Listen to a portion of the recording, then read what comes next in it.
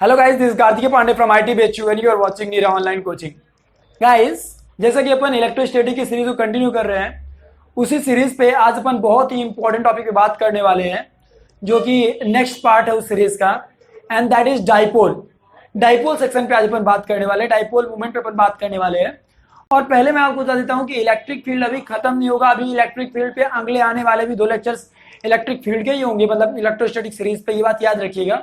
सो इसीलिए एकदम बेसिक से बात करते चलिए। आज इलेक्ट्रिक डाइपोल के बारे में बात कर रहे हैं अपन, ठीक है ना। Electric dipole. नाउ बात आती है कि what do you mean by electric dipole, मतलब ये इलेक्ट्रिक डाइपोल है क्या। Is it clear. Electric dipole जो होता है एक ऐसे ऑपरेटर्स को कलेक्टिवली नाम देते हैं, जैसे कि लेट अस सपोज कि ढेर सारे सामान रखे हुए हैं, तो अपन उसको 1 दर्जन या 10 किलो या 5 किलो कलेक्टिवली बोल देते हैं।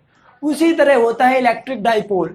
इलेक्ट्रिक डाइपोल का मतलब होता है कि जब पॉजिटिव और नेगेटिव चार्ज को एक दूसरे के साथ रखा जाए, लेकिन बहुत ही स्मॉल डिस्टेंस हो उनके बीच में। क्या बोला? बहुत ही small distance. The apparatus made by collection of 2 opposite charges separated by very small distance। फिर से ध्यान से सुन लीजिए, collection of 2 opposite charges separated by very small distance forms a electric dipole। Is it clear? मतलब कहने का कुछ ऐसा कि let us suppose this is positive charge and this is negative charge. These are separated by a very small distance, let us suppose 2l। कितने से? 2l distance से, बहुत ही very स्मॉल डिस्टेंस से सेपरेटेड है। आप इसे 2l लिखना चाहे तो 2l लिख सकते हैं, r लिखना चाहे तो r लिख सकते हैं, कुछ भी लिखना चाहे तो लिख सकते हैं ध्यान से। Is it clear? So this is collectively known as what? Electric dipole. So कौन कौन सी नेसेसरी कंडीशन हो गई? 2 नेसेसरी कंडीशन हो गई। एक अपोजिट चार्ज होनी चाहिए, और दूसरा क्या? दूसरा ये कि उनके बीच का जो डिस्टेंस होना चाहिए बहुत ही स्मॉल होना चाहिए, very small, infinitesimally small. Is it clear? So guys, इस डाइपोल के स्ट्रेंथ को कैसे मेजर करते हैं, या इलेक्ट्रिक डाइपोल के स्ट्रेंथ को मेजर करने के लिए कौन सा पैरामीटर यूज करते हैं? जैसे कि कोई चार्ज कितना ज्यादा मतलब उसका मैग्नीट्यूड है, वो उसके इलेक्ट्रिक फील्ड के बेसिस पे डिसाइड हो सकता है। मतलब electric field can be a parameter to decide its magnitude. Similarly here electric dipole का जो स्ट्रेंथ है उसे मेजर करने के लिए अपन लोग एक पैरामीटर लाते हैं, and that is known as electric dipole movement. क्या होता है? डाइपोल मूवमेंट, ठीक है ना। Dipole movement denoted as P। और जो इसका डायरेक्शन होता है बेटा, वो होता है from negative charge to positive charge. Negative charge to positive charge मतलब जो P वेक्टर की वैल्यू आएगी, यदि लेट अस सपोज ये एक्स एक्सिस डायरेक्शन होता है, कितना होता है? एक्स एक्सिस डायरेक्शन होता है ये, तो P वेक्टर की वैल्यू यहाँ पे क्या लिखते हैं? Q, कोई भी चार्ज उठा लीजिए, बस मैग्नीट्यूड उठाना, कोई साइन की जरूरत नहीं है। Q इंटू 2l इंटू आई कैप।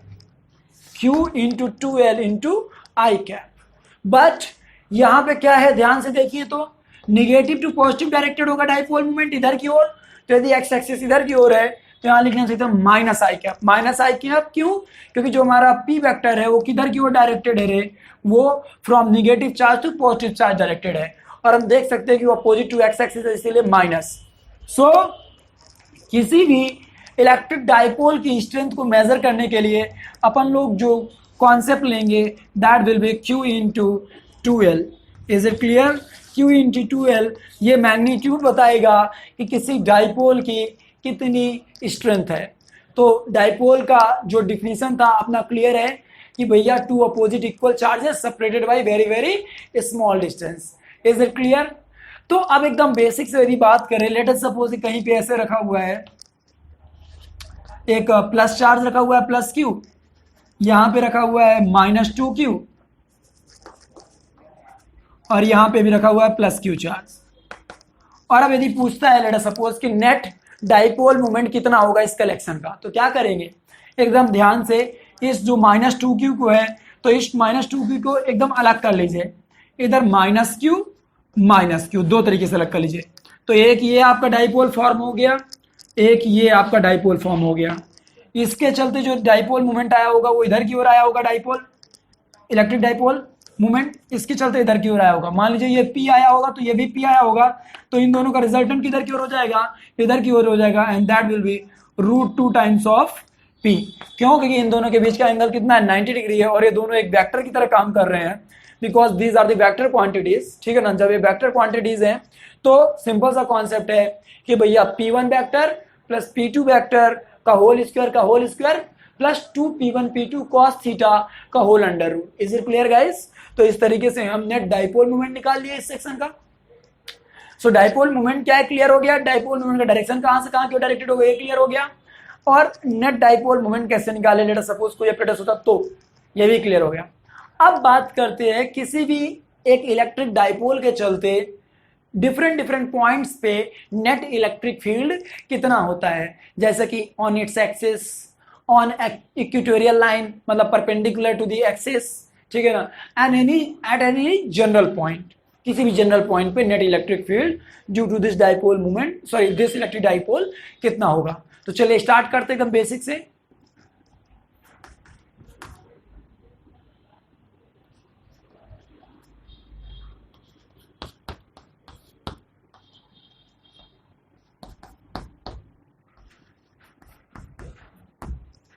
अब अपन करने वाले हैं electric field due to electric dipole on its axis.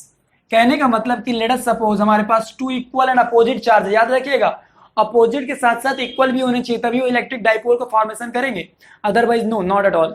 ठीक है ना, तो प्लस क्यू और एक ये माइनस क्यू है, लेट अस सपोज। ठीक है, ये दो हमारे पास चार्जेस हैं, इनके बीच का जो डिस्टेंस है लेट अस सपोज मैं मान लेता हूं 2l है। कितना है, 2l। सो यहां से यहां तक का डिस्टेंस कितना हो जाएगा, l हो जाएगा, और यहां से यहां तक का डिस्टेंस कितना हो जाएगा, l हो जाएगा। Is it clear guys? अब लेट अस सपोज हमारे पास एक एक्सिस पे एक पॉइंट P है, और इस पॉइंट P पे हम नेट इलेक्ट्रिक फील्ड निकालना चाह रहे हैं due to this electric dipole system. ठीक है, तो इस माइनस क्यू के चलते यहाँ पे इलेक्ट्रिक डाइपोल के इस पॉइंट पे कितना होगा इलेक्ट्रिक फील्ड, कुछ इधर की ओर होगा। लेट अस सपोज ये हो गया E1 वेक्टर, कितना हो गया, E1 वेक्टर, और इस प्लस क्यू के चलते किधर की ओर होगा, इधर की ओर होगा, directed away from the positive charge and directed towards the negative charge. तो ये हो गया E2। तो net electric field eight point P कितना हो जाएगा, net electric field eight point P कितना हो जाएगा, हो जाएगा वेक्टोरियल समेशन सीधे सीधे कर लेंगे, तो E1 vector plus E2 vector. तो जब इसे सॉल्व करेंगे तो एक तरह से ये मैग्नीट्यूड वाइज बात करें सीधे सीधे, तो जो इसका मैग्नीट्यूड आएगा वो कितना आ जाएगा, E1 माइनस E2 आ जाएगा। Is it clear? Magnitude wise बात कर रहे हैं, तो नेट मैग्नीट्यूड कितना आ जाएगा, E1 माइनस E2। क्यों? क्योंकि इनके बीच का एंगल कितना है, 180 डिग्री है, तो सीधे सीधे cos 180 कितना हो जाएगा, -1, तो a माइनस बी का होल स्क्वायर बन जाएगा, होल अंडर रूट लेंगे तो a माइनस बी आ जाएगा। तो वही तरीका है, ठीक है ना, जो मैंने यहाँ पे लगाया था पहले वेक्टर समेशन का फॉर्मूला, वही यहाँ पे लगा। नाउ अब चलिए लिखते हैं E1 की वैल्यू। तो लेट अस सपोज मान लेते हैं कि ये पॉइंट सेंटर से r दूरी पे है, कितना दूरी पे है, r दूरी पे है। ठीक है, तो electric field E1 due to minus q charge वो कितना हो जाएगा बेटा, वो हो जाएगा k q upon r minus L का whole square. Is it clear? और प्लस क्यू वाले के चलते E2 कितना हो जाएगा, E2 will be equal to the k q upon r plus L का होल स्क्वायर, ये r और ये plus L. Is it clear? ये हो गया। तो ई नेट की वैल्यू चलिए निकाल लेते हैं। तो ई नेट इक्वल टू कितना आ जाएगा, माइनस करा दीजिए छोटे वाले से बड़े वाले को, तो ये क्या आ जाएगा, k q whole bracket 1 upon r minus L का whole square minus 1 upon r plus L का whole square. Is it clear guys? अब यहाँ पे ध्यान से देखिए, तो ये कितना हो जाएगा, के क्यू अपॉन ये कितना हो जाएगा, r square minus L square का होल स्क्वायर। मैंने यहाँ पे a minus B A plus B, तो a square minus B square वाला फॉर्मूला लगा दिया, और अंदर कितना हो जाएगा, अंदर हो जाएगा अपना 4 टाइम्स ऑफ इसको सॉल्व करेंगे तो कितना कितना आ जाएगा, एल स्क्वायर आर स्क्वायर सब कैंसिल हो जाएंगे और ये बचेगा कितना, बचेगा अपना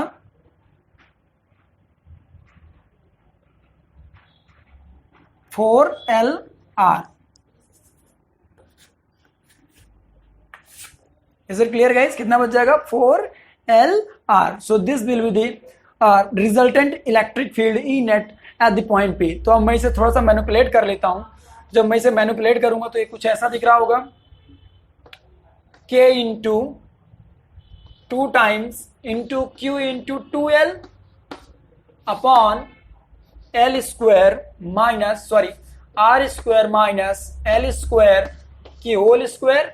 दिस इज ई नेट। और ये क्या है, Q इंटू 2L, इसका क्या होना चाहिए था, इसका डाइपोल मोमेंट P वेक्टर कितना होना चाहिए, P वेक्टर का magnitude, that should be equal to Q into 2L। तो चलिए यहाँ पे उस P को पुट कर दीजिए तो क्या आ जाएगा, E net equal to, E net will be equal to the 2KP upon R square minus L square into square into की पावर 2। और यहां से मैंने एक चीज मिस कर दिया, R यहां पे लिखना, तो R भी लिख लीजिएगा। तो यहां पे R आ गया। अब ये तो ई नेट आ गया। अब मान लीजिए मैं एक और बेसिक सा एजम्पशन ले लेता हूं, बहुत छोटा सा एजम्पशन, कि L is very very less in comparison to small r। मतलब जो हम पॉइंट P पे इलेक्ट्रिक फील्ड निकालने वाले हैं वो बहुत दूर है इस पर्टिकुलर एपरेटस से, इस पर्टिकुलर जो भी हमारा इलेक्ट्रिक डाइपोल है। तो जब ये कर देंगे तो यहाँ पे L स्क्वायर निगलेक्ट कर दिया जाएगा, तो अगले मोमेंट में क्या बन जाएगा, इलेक्ट्रिक फील्ड इक्वल टू आ जाएगा 2KP upon small r cube. This will be the net electric field on axial line of a electric dipole at the point which is at very very large distance in comparison to the distance between the two different charges or two opposite charges. So this will be the net electric field on axis of the electric dipole. अब अगला आएगा अपना net electric field due to electric dipole on its equatorial axis, मतलब equatorial line, ठीक है, जो कि perpendicularly पास कर रही होगी एक्सिस के बाइसेक्टर से। Is it clear? तो चलिए देखते हैं क्या आएगा। सो गाइज, अब अपन निकालने वाले electric field on equatorial line due to electric dipole. Is it clear? Electric dipole. तो चलिए देखते हैं। लेट अस सपोज कि हमारे पास ये प्लस क्यू चार्ज है, ये हमारे पास माइनस क्यू चार्ज है, ठीक है ना, ये दो हमारे पास चार्ज हैं, ठीक है। इनके चलते एक किसी पॉइंट पे जो कि इक्वेटोरियल लाइन पे है, इस पॉइंट पी पे हमें निकालना है लेट अस सपोज कि कितना नेट इलेक्ट्रिक फील्ड होगा due to this electric dipole. मैं मान लेता हूं कि this distance is r and this distance is l, this distance is also equal to l। तो क्या p इक्वल टू हम लिख सकते हैं q इंटू 2l? ओके, लिख सकते हैं, कोई प्रॉब्लम वाली बात नहीं है। उस इलेक्ट्रिक डाइपोल का डायरेक्शन किधर की ओर होगा, इस साइड होगा, फ्रॉम निगेटिव टू पॉजिटिव। सो यहाँ पे ई नेट की बात करें तो निगेटिव चार्ज के चलते, इस निगेटिव चार्ज के चलते पॉइंट पी पे जो इलेक्ट्रिक फील्ड होगा किधर की ओर होगा, इधर की ओर होगा, directed towards the negative charge. और इस प्लस क्यू के चलते इस पॉइंट पी पे कहाँ की ओर होगा electric field, directed away from the charge, मतलब चार्ज से अवे डायरेक्शन में होगा। तो लेट अस सपोज मान लेते हैं कि दिस एंगल इज थीटा। यदि मैंने मान लिया कि दिस एंगल इज थीटा, तो इधर की ओर यदि ये ई वेक्टर है और ये E2 वेक्टर है, या ई वेक्टर ही मान सकते हैं, कोई प्रॉब्लम वाली बात नहीं, दोनों को ही मान सकते हैं, बस वेक्टोरियली नहीं मान सकते कि सेम होंगे, बस बट मैग्नीट्यूड वाइज मान सकते हैं। क्यों मैग्नीट्यूड वाइज मान सकते हैं? क्योंकि इससे जितना दूरी पे ये पॉइंट होगा उतना ही इससे ये पॉइंट होगा। पिछले केस में ऐसा नहीं था, इसीलिए उनका मैग्नीट्यूड भी अलग अलग माना था, E1 E2, बट यहाँ आप मान सकते हैं। तो ऊपर वाले के चलते इधर की ओर कितना आएगा, E cos थीटा, नीचे वाले के चलते इधर की ओर कितना आएगा, E cos theta. Is it clear? अब समझ रहे होंगे यदि ये थीटा है तो ये भी थीटा ही होगा। Is it clear? So E net at point P that should be equal to the, ये वाले जो ई साइन थीटा वाले कंपोनेंट होंगे तो कैंसिल कर जाएंगे, एक दूसरे को कैंसिल आउट कर देंगे, ठीक है। लेकिन जो ये दोनों ई कॉस थीटा कंपोनेंट है ये कैंसिल नहीं करेंगे। सो नेट इलेक्ट्रिक फील्ड कितना हो जाएगा, 2 times of E cos theta. Is it clear guys? तो चलिए लिखते हैं वैल्यू। ई की वैल्यू क्या आई होगी, एक इंडिविजुअल के चलते ई की वैल्यू वहां पे कितनी आई होगी, k q upon L square plus R square. Is it clear? So यहाँ पे नेट इलेक्ट्रिक फील्ड कितना आ जाएगा, सॉरी, सो यहाँ पे इस पॉइंट के चलते, इस चार्ज के चलते यहाँ पे इलेक्ट्रिक फील्ड कितना आ जाएगा, इतना आ जाएगा।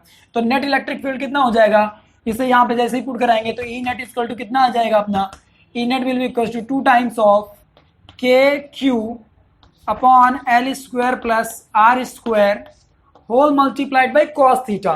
तो इस ट्राइंगल से यदि ये थीटा है तो ये थीटा होगा, तो इस ट्राइंगल से कॉस थीटा की वैल्यू कितनी हो जाएगी, एल अपॉन दिस साइड, तो L upon L square plus R square की पावर 1/2। तो चलिए इसको जब सॉल्व करके अगले मोड में लिखेंगे तो क्या आ जाएगा, ई नेट इजकल टू आ जाएगा k into 2l into q upon L square plus R square की power 3/2। Is it clear guys? तो ये क्या है, ये ध्यान से देखेंगे तो ये इलेक्ट्रिक डाइपोल मूवमेंट है, तो इसे यहाँ पे पुट करा देंगे तो ई नेट की वैल्यू कितनी आ जाएगी अगले मोमेंट में, E net will be equal to the k p upon L square plus R square की पावर 3/2। अब यदि एजम्पशन ले ले वही बेसिक सा कि R is very very greater in comparison to L, तो ये अपने आप ही उड़ जाएगा, जब उड़ जाएगा तो रिजल्टेंट कितना बच जाएगा, फिर से यहाँ पे आ जाएगा ई नेट इजकल टू के पी अपॉन आर क्यूब। सो ध्यान से देखिए तो एक्सियल लाइन पे आया था जब ये जंक्शन लिए 2 के पी अपॉन आर, और इस वाले में कितना आ गया के पी अपॉन आर क्यूब, तो दोनों में अंतर क्या था समझ में आ गया। तो ये तो था एक केस जब हम कहाँ की बात कर रहे थे, एक्सियल पॉइंट पे, दूसरा केस इक्वेटोरियल लाइन पे, और अब लेंगे तीसरा हम किसी एक जनरल पॉइंट पे। बाय द वे गाइस इसमें एक इंपॉर्टेंट क्वेश्चन और बन सकता है कि ई नेट का डायरेक्शन बताइए, तो आप देख सकते हैं कि ई नेट का डायरेक्शन इधर की ओर है, तो यदि एक्स एक्सिस होता तो आई कैप होता, पिछले केस में भी यदि एक्स एक्सिस ऐसे करते तो आई कैप होता, बट जैसा भी कोऑर्डिनेट एक्सिस सिस्टम जो भी मानेगा उसके हिसाब से आप डायरेक्शन डिसाइड कर लेंगे। Is it clear? तो ये तो अपन ने निकाल लिया net electric field due to electric dipole at equatorial line and at axis axial point. अब लेते हैं कोई एक जनरल पॉइंट जो कि थीटा एंगल पे है, और वहां पे निकालते हैं कि नेट इलेक्ट्रिक फील्ड कितना आएगा इलेक्ट्रिक डाइपोल के चलते। चलिए देखते हैं।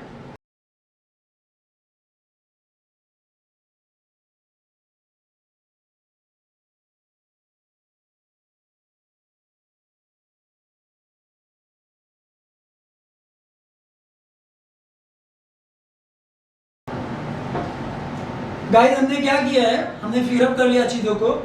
मैंने यहाँ पे बनाया कि लेट अस सपोज कि ये पॉजिटिव चार्ज क्यू था, ये निगेटिव चार्ज माइनस क्यू था, कोई प्रॉब्लम वाली बात नहीं है। पॉजिटिव चार्ज, ये निगेटिव चार्ज आ गया, इन दोनों के चलते है कि इलेक्ट्रिक डाइपोल क्रिएट हुआ, उसका डाइपोल मूवमेंट ओरिएंटेड होगा कहाँ से, फ्रॉम निगेटिव टू पॉजिटिव इधर की ओर। तो मैंने एक काम किया, उस डाइपोल मोमेंट को मैंने वेक्टर रिजोल्यूशन से दो पार्ट में तोड़ लिया, एक P1 वेक्टर इधर की ओर और एक P2 वेक्टर इधर की ओर। तो क्या मैं P net vector equal to P1 vector plus P2 vector लिख सकता हूं, मतलब net dipole moment equal to dipole moment of this one plus dipole moment of this one added vectorially, ठीक है ना। तो ये नेट डाइपोल मोमेंट को अपन ऐसे लिख सकते हैं। आप ध्यान से देखिए तो इस P1 वेक्टर के चलते पॉइंट P पे नेट इलेक्ट्रिक फील्ड कितना होगा, तो वो निकालने से पहले एक बात ध्यान से देखिए। तो P1 वेक्टर आपको कुछ ऐसा दिख रहा है, ठीक है, P1 वेक्टर आपको कुछ ऐसा दिख रहा है, और उसके ही एक्सियल पॉइंट पे ये आपका पॉइंट पड़ रहा है, पॉइंट P। तो क्या मैं ये बात बोल सकता हूँ, electric field due to P1 vector और P1 component that should be equal to 2kP1 upon r cube. यदि ये डिस्टेंस r क्यूब होगी, यदि ये डिस्टेंस टोटल r है, कितनी है, r है यहाँ से यहाँ तक, तो क्या हम ये बात बोल सकते हैं 2kP अपॉन r क्यूब, जो अपन ने पहला रिजल्ट निकाला था एक्सियल पॉइंट पे डाइपोल के चलते कितना आता है electric dipole, sorry net electric field कितना आता है, तो वही बात अपन ने यहाँ पे फॉर्मूला यूज कर लिया, क्योंकि इस वाले कंपोनेंट के तो ये एक्सियल पॉइंट पे पड़ रहा है, बहुत अच्छे। अब बात करते हैं P2 के चलते। तो P2 कैसा है, P2 कुछ ऐसा है, तो जब P2 ऐसा है तो P2 के परपेंडिकुलर कौन पड़ रहा है, पॉइंट P पड़ रहा है, मतलब P2 के चलते वो इक्वेटोरियल लाइन पर निकल पाएगा। Is it clear? तो electric field due to point P2, sorry due to dipole moment's component P2, वो कितना हो जाएगा, kP2 अपॉन r क्यूब। बहुत अच्छा, कोई प्रॉब्लम नहीं है, इनकी वैल्यूज पुट करा दीजिए, बट पहले इनके डायरेक्शन देख लेते हैं। तो E1 तो इधर की ओर आ जाएगा, ओके, लेकिन जो E2 आया होगा वो कैसा आ रहा था, वो परपेंडिकुलर आ रहा था, कुछ ऐसे, कुछ ऐसे आ जाएगा, ये आ जाएगा E2, तो this will B E1 axial line के अलॉन्ग। अपन ने पिछले केस में किया यार, क्योंकि ये जो परपेंडिकुलर होगा उसके चलते दो कंपोनेंट आए होंगे ऐसे, वो तो E sin थीटा कैंसिल हो जाएंगे और 2E cos थीटा बचा होगा, तो ये E2 आ गया। तो E1 और E2 के चलते जो नेट इलेक्ट्रिक फील्ड आएगा वो कुछ इधर की ओर आएगा, let us suppose at angle phi, कितने एंगल पे, फाई एंगल पे। तो net electric field E net कितना हो जाएगा, E net at any general point P वो कितना हो जाएगा, under root of 2kp, P1 की वैल्यू कितनी थी cos थीटा, तो 2kp cos theta upon r cube का whole square plus kp sin theta upon r cube का whole square. Is it clear guys? अब इससे अपन चाहें तो क्या ले सकते हैं, a कॉमन ले सकते हैं, p कॉमन ले सकते हैं, r क्यूब कॉमन ले सकते हैं, तो इधर क्या हो जाएगा 4 cos स्क्वायर थीटा हो जाएगा और इधर sin स्क्वायर थीटा हो जाएगा। तो एक cos square theta sin square theta को काट लीजिएगा तो वो कितना हो जाएगा, 1 हो जाएगा, तो आ जाएगा 1 + 3 cos स्क्वायर थीटा आ जाएगा, आई थिंक सो, या एक्जेक्टली आई एम करेक्ट। तो E नेट की वैल्यू कितनी आ गई, that will be equal to the kp upon r cube under root of 1 + 3 cos square theta, ये अपनी आ जाएगी नेट electric field at any general point P।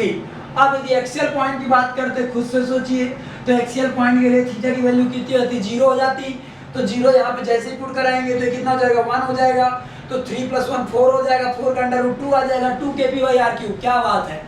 और यदि परपेंडिकुलर लाइन की बात करेंगे तो थीटा 90 हो जाएगा, तो ये जैसे ही 90 होगा तो यहाँ से 1 बचेगा, तो 1 का अंडर रूट 1 आएगा, kp/r³, क्या बात है। तो आप देख सकते हैं कि नेट डाइपोल मूवमेंट के चलते, सॉरी इलेक्ट्रिक डाइपोल के चलते किसी भी जनरल पॉइंट P पे जो कि r डिस्टेंस पे है at angle theta from the centre point, उस पे नेट इलेक्ट्रिक फील्ड कितना आ गया, that will be kp/r³ whole multiplied by 1 + 3 cos square theta. So guys, this was all about net electric field on the space due to electric dipole. Is it clear guys? अब चलिए थोड़ा सा अपन आगे बढ़ते हैं कुछ क्वेश्चंस की तरफ, तो अपन को एक आइडिया लगेगा, ठीक है। तो यहाँ पे मैं एक क्वेश्चन कराऊंगा और एक ऐसा होमवर्क छोड़ जाऊंगा आपके लिए, चलिए देख लेते हैं।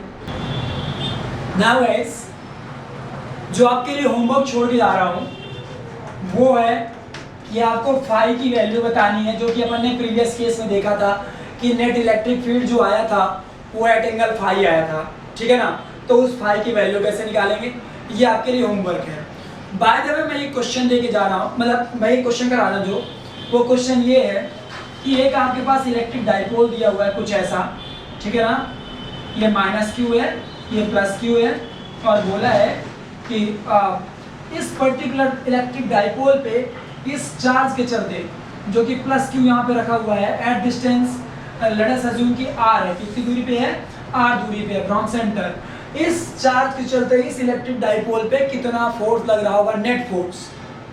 तो बहुत बेसिक तरीके से इसको करेंगे अपन, इसके चलते इस पे नहीं निकालेंगे, क्यों, क्योंकि हमें पता है कि जो कूलॉम्स फोर्स होता है वो Newton's third law of reactional जो लॉ होता है उसको फॉलो करता है, मतलब जितना फोर्स ये इस पे लगा रहा होगा उतना ही ये सिस्टम भी तो इस पे लगा रहा होगा, क्या बात है।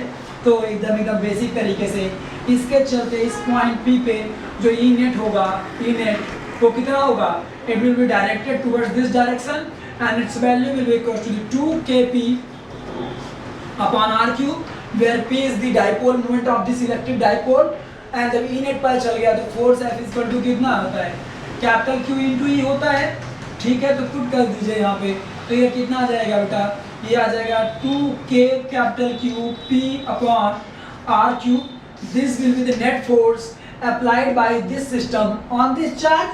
so Q के चलते कितना आ जाएगा, यदि इसको हम I कैप के साथ लिखते हैं तो Q के चलते कितना आ जाएगा, -2kQP/r³, I कैप -Q ले लिया, आपको समझ में आ गया होगा, क्योंकि इस बार यदि इसके चलते इस पर्टिकुलर सिस्टम पे चलते इस चार्ज फोर्स इधर क्यों डायरेक्टेड होगा, तो इसके चलते इधर क्यों डायरेक्टेड होगा, तो इसीलिए हमने माइनस साइन कंसीडर कर लिया। Is it clear? अब चौथा क्वेश्चन, मतलब जो तीसरा क्वेश्चन मैं आपके लिए छोड़ के जा रहा हूँ, वो क्वेश्चन ये है कि आपको बताना है कि यदि यहाँ पे लेट अस सपोज एक हमने चार्ज रख दिया, एक चार्ज रख दिया माइनस क्यू, ठीक है, यहाँ पे हमने रख दिया क्यू, लेकिन इसका मैग्नीट्यूड है +2q, इसका मैग्नीट्यूड था -q। फिर यहाँ पे एक और हमने चार्ज रख दिया, लेट अस सपोज वो भी निगेटिवली चार्ज है, जिसका मैग्नीट्यूड है -q, ठीक है। इनके बीच का जो डिस्टेंस है वो a है, कोई प्रॉब्लम वाली बात नहीं है। और एक पॉइंट P है, ये पॉइंट P है यहाँ पे, जो कि r डिस्टेंस पे है। कितने डिस्टेंस पे है? r डिस्टेंस पे है फ्रॉम दिस सेंट्रल चार्ज। तो net electric field E net point P पे कितना आएगा, EP कितना आया होगा। बाय द वे इसे बोलते हैं क्वाड्रुपोल, ठीक है ना। क्वाड्रुपोल का नेट इलेक्ट्रिक फील्ड कितना आएगा, ये आपको सॉल्व करके और मुझे कमेंट करके बताना है। बाय द वे मैं आपको हिंट दे देता हूँ कि पहले आप एक एक के चलते निकालिएगा, सबका वेक्टर समेशन ले लीजिएगा, ठीक है ना। और फिर जब नेट मैग्नीट्यूड की बात करेगा तो वहाँ पे बाइनोमियल अप्रोक्सीमेशन लगा दीजिएगा। 1 + x की पावर n इक्वल टू होता है 1 + nx, कब? जब आपका x बहुत ही छोटा हो 1 से। तो जैसे ही अप्रोक्सीमेशन लगाएंगे तो आपका जो पूरा का पूरा रिजल्ट होगा वो श्रिंक करके कंडेंस कर जाएगा और बहुत ही छोटा रिजल्ट बन जाएगा। और वो रिजल्ट आपको कमेंट करके मुझे बताना है। Is it clear guys? So this was some questions given to you on the basis of जो अपन ने जनरल चीज़ें भी पढ़ी हैं। Is it clear? अब बात करते हैं कि यदि हम किसी भी इलेक्ट्रिक डाइपोल को किसी इलेक्ट्रिक फील्ड पे रख देते हैं तो क्या होगा। तो यूनिफॉर्म इलेक्ट्रिक फील्ड वाला केस मैं करूंगा और नॉन यूनिफॉर्म वाला केस आप खुद से करेंगे as a homework. Is it clear guys? तो चलिए देखते हैं कि जब एक इलेक्ट्रिक डाइपोल को किसी एक यूनिफॉर्म इलेक्ट्रिक फील्ड में रखेंगे तो क्या होगा, देखते हैं।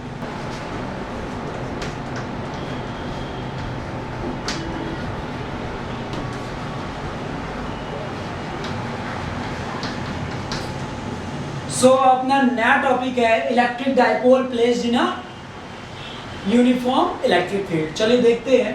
तो लेट अस सपोज ये यूनिफॉर्म इलेक्ट्रिक फील्ड है जिसका की डायरेक्शन शो कर रहा है कुछ, और इसका मैग्नीट्यूड है E। Is it clear? So this is E vector and there is a dipole kept like this.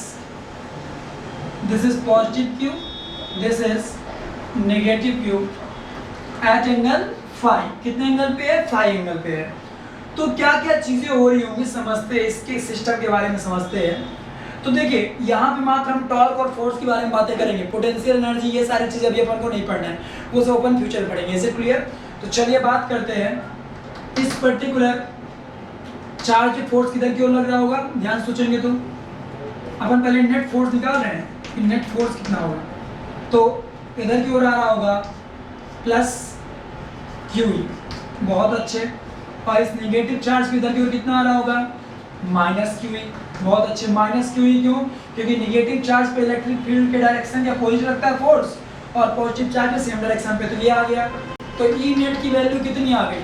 That will be equal to the QE minus QE, that is 0। मतलब net force की value थी ये, तो F net कितना आ गया? That is 0, which implies that कि body translational motion नहीं देगी। कहने का मतलब वो पूरा का पूरा सिस्टम ट्रांसलेशनली मूव नहीं करेगा। क्यों? क्योंकि ट्रांसलेशनली तो हम देख रहे हैं कि लीनियर डायरेक्शन में कोई फोर्स ही नहीं आ रहा जो कि पूरे के पूरे सिस्टम को मूव करा सके, यदि इनिशियली वो रेस्ट में था तो। Is it clear? अब बात करते हैं, ध्यान से सोचिएगा। तो यदि ये एंगल फाई है और मैं मान लेता हूँ कि this distance was, late us suppose ये डिस्टेंस मैं मान लेता हूँ कि कितना था, D था। तो इसको यहाँ पे आ जाइए और इस पर्टिकुलर चार्ज, मतलब इस पर्टिकुलर सिस्टम पे नेट निकालते हैं, टॉर्क कितना आया होगा। तो नेट टॉर्क कितना आया होगा देखते हैं। तो ध्यान से देखिए, तो यदि ये D है तो ये कितना हो जाएगा? D sin फाई हो जाएगा। तो यदि मैं इसी पॉइंट के अबाउट निकाल दूँ टॉर्क, किसके अबाउट निकाल दूँ?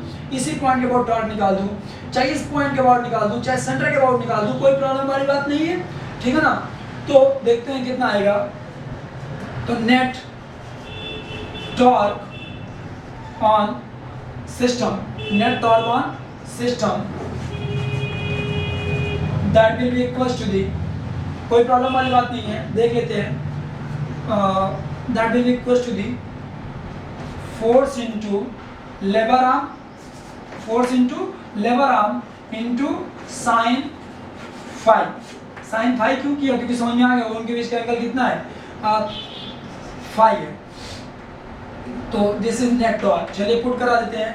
तो एफ की वैल्यू कितनी है, क्यू ही है, तो पुट करिए. टॉर्क इक्वल टू आ गया Q into E into D sine phi. Is it clear? तो इसे एंगुलर मोमेंट क्या लिख सकते थे अपन? लिख सकते थे torque equal to Q into D. जब करेंगे क्यू इंटू डी करेंगे तो ये क्या होगा, इसका डाइपोल मोमेंट हो जाएगा. तो पी ई साइन फाई. तो अपन इसी को लिखना चाहें तो क्या लिख सकते थे, नेट टॉर्क इक्वल टू, यदि अभी तो ये मैग्नीट्यूड वाइज बात कर रहे हैं, यदि डायरेक्शन वाइज बात करते तो भी कोई प्रॉब्लम नहीं थी, अपन बात कर सकते थे P cross E. This will be the net torque on that system. So यदि आपको नेट टॉर्क पता चल गया तो उसके अल्फा के बारे में आइडिया लगा सकते हैं. मतलब आपको पता चल गया होगा कि उस नेट कपल टॉर्क के चलते पूरा का पूरा सिस्टम ऐसे रोटेट करने लगा होगा. बस दैट्स ऑल, और कुछ नहीं. Is it clear? So guys, this was all about the dipole, electric dipole placed in a uniform electric field. इससे रिलेटेड प्रॉब्लम्स होंगी वो आपको होमवर्क सेक्शन में मिल जाएंगी.